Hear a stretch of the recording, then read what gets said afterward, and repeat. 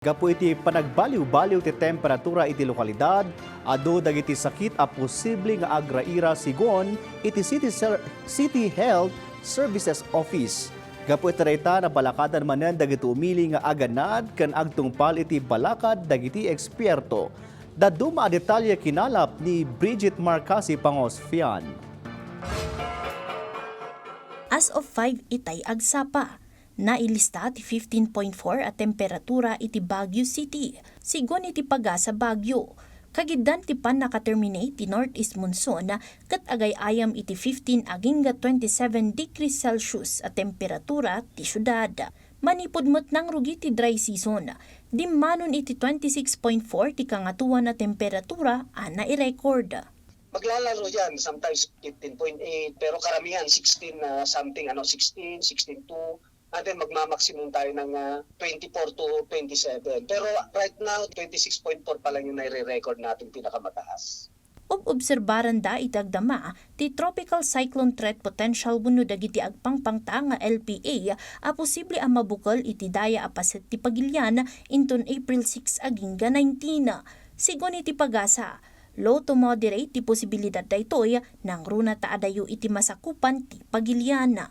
Nupay kasta, saan lata ang maliklikan ang makapasar iti panagtudo tunggal malem, gapo iti localized thunderstorms. Yung ridge of high pressure kasi ma'am, saka yung mga warm temperature natin sa sea surface, namumuo kasi yan due to evaporation. Tayo po ay mainit ang nararamdaman. Pagdating na ng hapon hanggang gabi, may mga chances na tayo ay inuulan, dulot nga ito ng mga localized thunderstorm.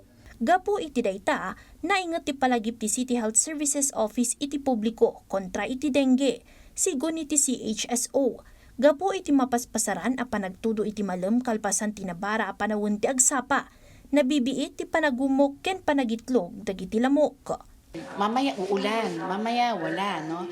At buti sana kung malakas, no? Hindi naman. Importante isipin po natin, no? Pag umulan, within 3 days po yan, mangingitlog po ang ating mga lamok. Kadagitimot posible a sakit a maala iti nabara a panawen, ibalbalaag ti opisina ti panagtalinaed a hydrated. Kadawyan ngamin a sakit a mapasaran iti napudot a panawen ket ti dehydration, heat exhaustion, heat stroke, cramps ken heat rash. Gapo iti dayta, may bilbilin ti panangliklik iti direkta nga init, regular a panag-inom iti adu a danom, panag-aramat iti payong wenno kalugong, long sleeves ken sunscreen. We are not used to this hot weather, right?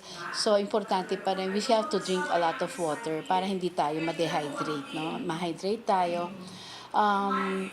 Well, okay lang po ang mga sweet beverages, no, but importante po after drinking anything na hindi clear, mas mabuting sundan po ng tubig para ma-flush po sa ating katawan. It will not cause any kidney stones or anything. Makidkid daw matlaang iti umno a panangidulin iti taraon, kaputa na bibiit a madadael ti taraon iti napudot a panawen a maysa kadagiti mangituntunda iti food poisoning. Brigitte Marcasi-Pangosfian para iti Pambansang TV, iti Baro, a Pilipinas.